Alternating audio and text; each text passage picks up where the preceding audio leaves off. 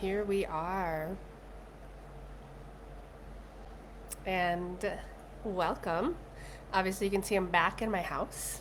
I have been traveling and I'm really excited. I feel like behind me feels like a really intentional, contemplative space because this is, and as I was thinking about what I was going to share today, it hit me uh, the importance of celebration.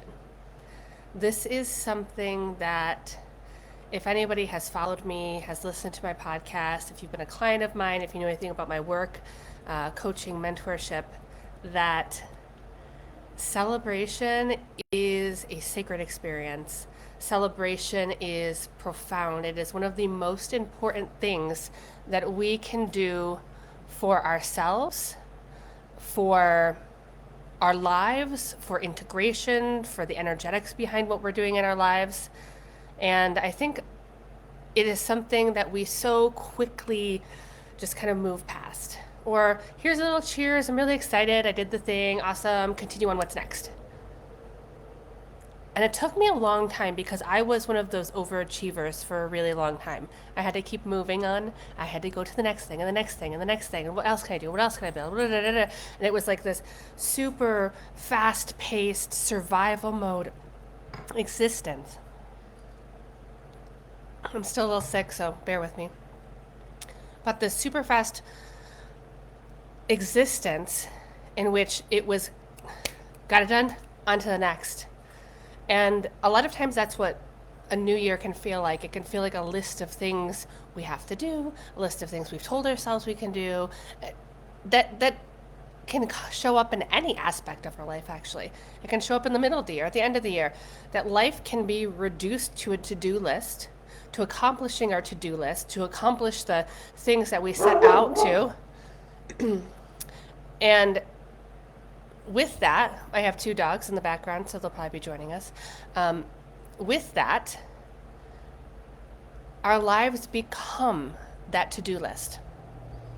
We don't take time to think about what it is. We just bulldoze ahead. And one year bleeds into the next year, and all of a sudden we've accomplished some things, but we feel pretty empty about it. Success, or however we define success, or the completion of things, or the accomplishments, all of that is something that can become kind of dead inside. We all know the person that has achieved a lot, has done so many things, and they're unhappy. Or they finally got that degree and they don't even want to do it anymore. Or they finally got to that end point, to that finish line that they were always looking forward to, and it's not what they thought it was at all. Because life is the in-between moments. It's the week after week, it's the day after day, it's the being, which I'm going to go into a lot more tomorrow. It is, our life is in the being, it's in the existence of the mundane, of the small moments, of the joys, of the smile on your child's face. It is encompassing all of it. I think celebration is the overlooked piece to a full life. And what ends up happening is, if we take the time to celebrate, several things happen energetically. The first is going to be that we actually take time to honor ourselves. We take time to say, wow, I did this. I did this thing. And we get to sit in it. But the piece that took me a long time to unlock was when we celebrate something, we allow time for integration.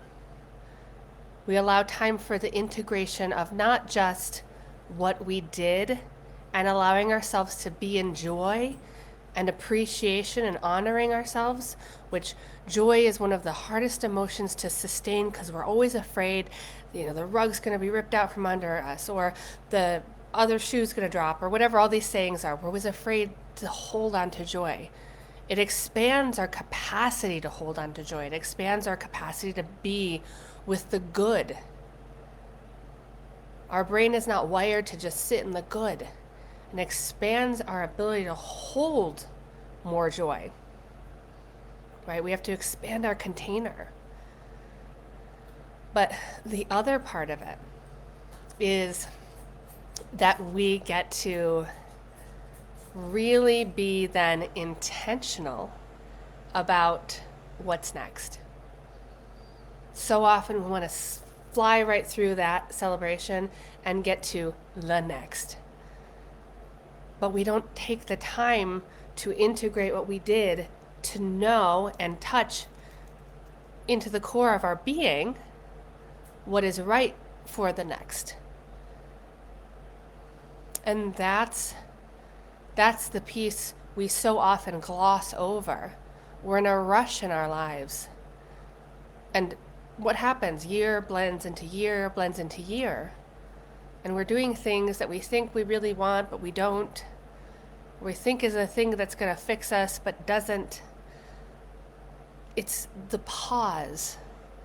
So I'm inviting you into what we're going to call Celebration Sundays. It's going to be the sacred pause that we all take in the week to celebrate what we've done, to celebrate who we are, to celebrate those moments of being, of joy, of acknowledgement.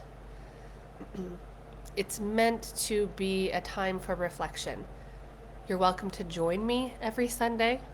What I'm going to do is I'm going to make sure that I announce in the morning what time I'm going to go live with Celebration Sunday. I invite you to join me. I have a little tipple of champagne today to celebrate my Sunday. Bring your champagne, bring your sparkling water, bring your tea, bring your mocktail, bring your cocktail, bring whatever. And you're welcome to celebrate with me.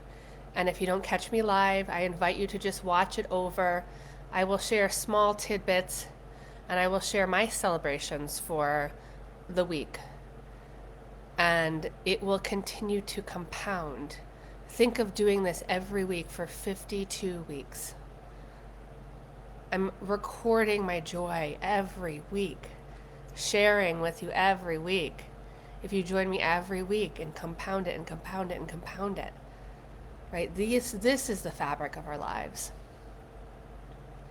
So this week, which was technically a shorter week in terms of how we're counting this, right? But I want to honor myself for spending such intentional time with my family this week. I spent my New Year's Eve with my son, watching the ball drop and hugging each other on New Year's. And the next day I went and I spent time with my family. I spent several days with them, intentionally around them. And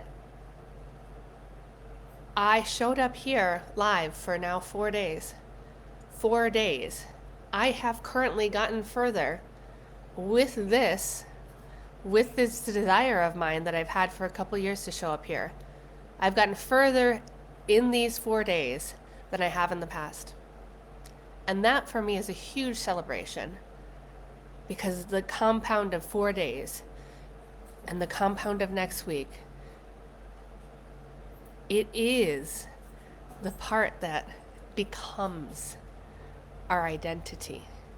It is the acknowledgement of the being, and we will externally and internally, as above, so below, right?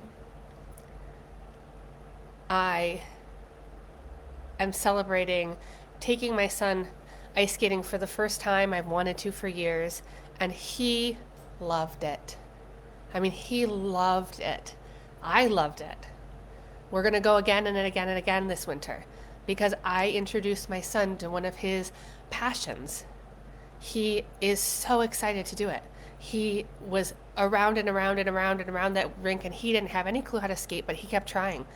And he left that rink and said, I love this. I want to keep doing it. What an amazing thing.